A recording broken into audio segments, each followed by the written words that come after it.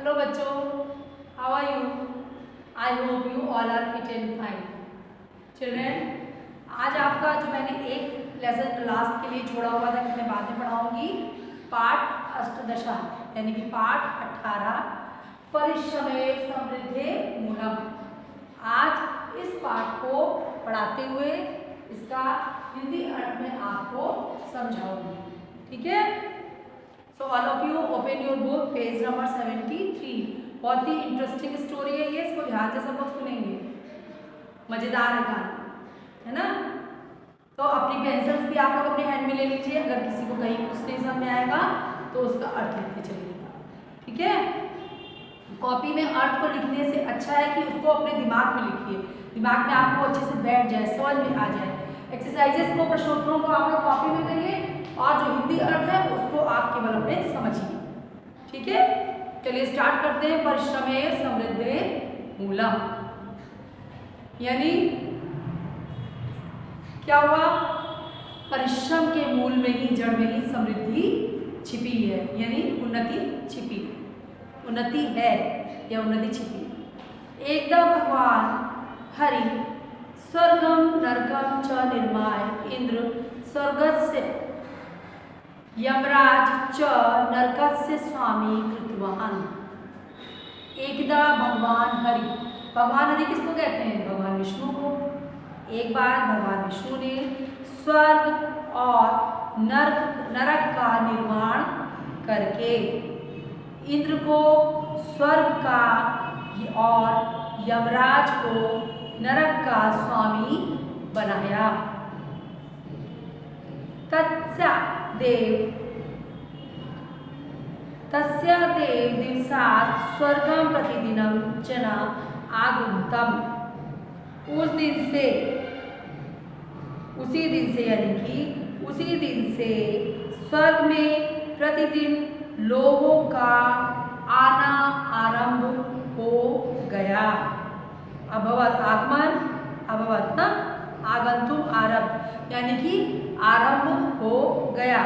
किंतु यमलोका जनाना आगमन न अभवत, किंतु यमलोक में यानी कि नरक में लोगों का आगमन नहीं हुआ। इत्यर्थम स्वर्ग सजीव आनंदमय च जाता, किंतु नरकस्य निष्क्रियं निस्तब्धा च। से क्या हुआ? देखिए, इत्यर्थम स्वर्ग यानी वहां पर जब आगमन नहीं हुआ तो क्या हुआ? इसलिए स्वर्ग जो था वो सजीव और आनंदमय हो गया। इत्यर्थम स्वर्गम सजीवम सजीवा, अतः जो स्वर्ग था वो सजीव और आनंदमय हो गया। जाता किंतु नरकम निष्क्रियम निस्तब्धा च, और या किंतु नरक निष्क्रिय और सुनसान हो गया। निस्तब्धता माने क्या होता है? सन्नाटा, सुनसान, है ना? तो उसी दिन से स्वर्ग सजीव और आनंदमय हो गया, किंतु नरक निष्क्रिय यानी कि वहाँ निष्क्रिय और सुनसान हो गया, क्योंकि वहाँ पर कोई भी नहीं आया। नेक्स्ट पैराग्राफ देखिए। अत नरकस्य निष्क्रियता विलोक यमराजा चिंताकुल अभवत्। अब जब नरक में कोई नहीं आ रहा था, स्वर्ग में लोग आते जा रहे थे, तो क्या हुआ? नरक की निष्क्रियता को देखकर यमराज को चिंता हुई। स स्वाधिपत्यं त्यक्त्यं हरे समीपं गत्वा प्रार्थयत्, भगवन् अहं स्वाधिकारं त्यक्तुम् इच्छामि, कृपया माम् अस्मात् भारात् मोचयतु। इसके बाद नरक की निष्क्रियता को देखकर यमराज चिंता में पड़ गए। उन्होंने अपना आधिपत्य त्यागने के लिए, उन्होंने अपना आधिपत्य जो उनको नरक का स्वामी बनाया गया था उस आधिपत्य को त्यागने के लिए वे विष्णु के समीप आकर प्रार्थना करने लगे कि भगवान भगवान अहम स्वाधिकारम त्युक्तम, भगवान मैं अपना अधिकार त्यागना चाहता हूँ। आप मुझसे कृपया आप मुझसे भगवान मैं अपना अधिकार त्यागना चाहता हूँ, आप मुझे इस भार से मुक्त कीजिए। भारात मोचयतु, यानी आप मुझे इस भार से मुक्त कीजिए। इदं तु सुखस्य विषय यत् पृथ्वीलोके जना धार्मिका नैतिक गुणे संपन्ना च सन्ति इत्यर्थं ते स्वर्गमेव आगच्छन्ति। हरे वचनं श्रुत्वा यमराजः सन्तुष्य मौनम् अवधारत। आप मुझे इस भार से मुक्त कीजिए। विष्णु ने उन्हें आश्वासन देते हुए कहा, आश्वासयुतुम, यानी विष्णु ने उन्हें आश्वासन देते हुए कहा, आप इस बात के लिए चिंतित हैं कि यह तो सुख की बात है। आप इस बात के लिए चिंतित हैं कि नर्क में कोई नहीं आ रहा है, ये तो बड़ी सुख की बात है, ये तो बहुत अच्छी बात है।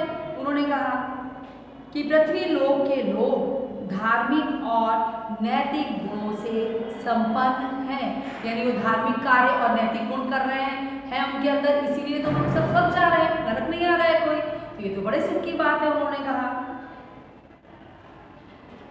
कि इसलिए वह स्वर्ग में आते हैं। हरे वचन श्रुत्वा यमराजा संतुष्टम मौनम अवधारयत्। विष्णु के वचन सुनकर यमराज जो थे थोड़े संतुष्ट हो गए, है ना, संतुष्ट होकर मौन धारण कर लिए, यानी कि वो चुप हो गए, मौन धारण कर लिए। जब उन्होंने हरि के वचन सुने, यानी विष्णु भगवान के वचन सुनकर यमराज संतुष्ट हुए और मौन धारण कर लिया। नेक्स्ट पैराग्राफ देखिए। तस्मिन् वसरे हरे समीपम स्थिता कमला तम प्रार्थयत्, भगवन् अहम पृथ्वीलोकस्य वासना स्वर्ग प्राप्ति रहस्यं ज्ञातुमिच्छामि, अतएव आवां तत्र गत्वा एवं विलोकयावः।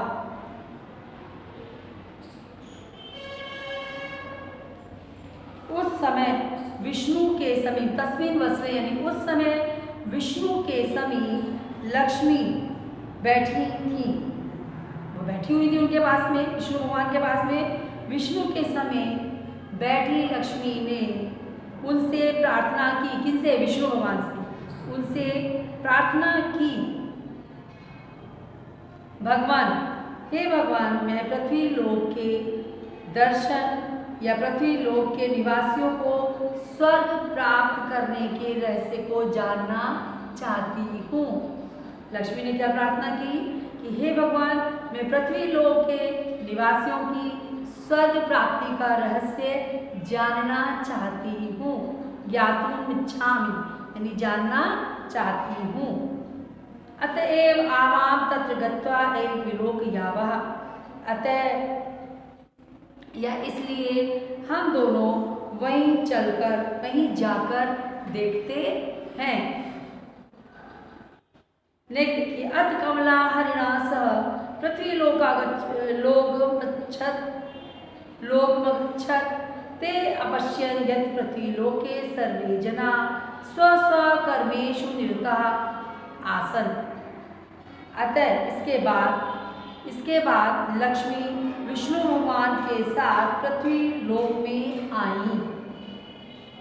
उन्होंने देखा कि यहाँ के सभी लोग स्व कर्मेषु, अपने अपने कर्मों में या अपने अपने कामों में लगे हैं।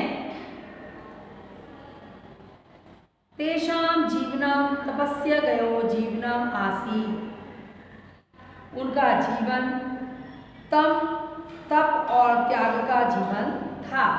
उनका जीवन यानी वहाँ के लोगों का जीवन, पृथ्वी के लोगों का जीवन तप और कैसा था?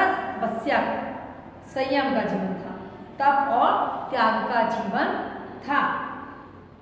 नगरेषु ग्रामेषु श्रमिका कृषका च कार्यरता येषामेव श्रमेण पृथ्वीलोके सुख समृद्धिश्च चोक्ते।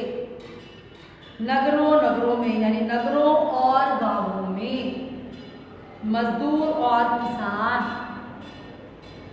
मजदूर हो गए श्रमिका, कृषका हो गया किसान, मजदूर और किसान अपने अपने कार्यों में कार्यरत थे। ऐसे ही परिश्रम से पृथ्वीलोक में सुख समृद्धि सुशोभित थी। ऐसे ही कार्यों से पृथ्वीलोक में, है ना, ऐसे ही परिश्रम से पृथ्वीलोक में सुख और समृद्धि सुशोभित थी। अतिते सर्वे अंततः स्वर्ग पदम प्राप्नुवन्ति स्म। इसलिए सभी स्वर्ग को प्राप्त हो पा रहे थे, इसीलिए सभी स्वर्ग को प्राप्त हो पा रहे थे। नेक्स्ट देखिए पैराग्राफ। तदा कमला अकथयत् भगवान आम पृथ्वीलोकस्य जनाः स्ववैभवं दातुमिच्छामि। तदा कमला अकथयत्, तब लक्ष्मी ने कहा, भगवान मैं पृथ्वीलोक के लोगों को अपना ऐश्वर्य देना चाहती हूँ। स्ववैभवम, वैभव माने क्या होता है? ऐश्वर्य, लक्ष्मी ना, लक्ष्मी। तो लक्ष्मी जी ने कहा भगवान मैं पृथ्वीलोक के लोगों को अपना ऐश्वर्य देना चाहती हूँ। अतः हरिणा अग्नि ज्ञाता कमला पृथ्वीलोकम वेल्सते। इसलिए लक्ष्मी ने विष्णु की आज्ञा से पृथ्वीलोक को विलसित किया, पृथ्वीलोक को विलसित किया। तत्प्रभृत पृथ्वीवासिना कमलाया वैभवेन मुग्धा अभवत् श्रमम् अत्यजत् च श्रमस्य त्यागे अनुदिनं तेषां सुखा समृद्धि विलुप्ता। सदाचारा च हासं गता अथ एव भ्रष्टाचारिणा भूत्वा तं ते नरकं गन्तुम् आरब्धा जाता। जब उन्होंने विलसित कर दिया पृथ्वी को, तब से पृथ्वीवासी लक्ष्मी के वैभव से मोहित हो गए और उन्होंने श्रम को त्याग दिया। जो वो परिश्रम कर रहे थे उस परिश्रम को उन्होंने त्याग दिया और श्रम को त्यागने से उनकी सुख समृद्धि खोती गई। सुख समृद्धि और सदाचार ह्रास होता गया। ह्रास माने खत्म होता गया, त्याग दिया उन्होंने, होती चली गई और सदाचार की हानि भी हो गई। त्यागने से उनकी सुख समृद्धि खोती गई और सदाचार की हानि होती गई। इसलिए भ्रष्टाचारी होकर वे नरक में जाने लगे। जब वो भ्रष्टाचार हो गए, भ्रष्टाचारी हो गए, तो वे कहाँ जाने लगे? नरक में जाने लगे। नरकम गन्तुम् आरब्धा, तब वो नरक में जाने लगे। एतत् विलोक्य यमराज प्रसन्ना अभवन् स्वलोकं च अगच्छत्। यह देखकर, विलोक्य माने देखकर, यह देखकर यमराज क्या हो गए? प्रसन्न हो गए, क्योंकि उनके नरक में पहले तो कोई जा नहीं रहा और अब लोग को आने लगे, तो उनको क्या हो गई? प्रसन्नता हो गई ये देखकर। तो यह देखकर यमराज को प्रसन्नता होने लगी और वह अपने लोग वापस आ गए आ गए। तदा हरिकमलाना उवाच देवी ज्ञात्वा इदानीं पृथ्वीलोकस्य सुख समृद्धे रहस्यम्। तब विष्णु जी ने लक्ष्मी जी से कहा, देवी तुमने पृथ्वीलोक की सुख समृद्धि का रहस्य जान लिया। परिश्रमे समृद्धि, परिश्रम ही समृद्धि का मूल है। आई होप सबको इसका अर्थ समझ में आ गया होगा।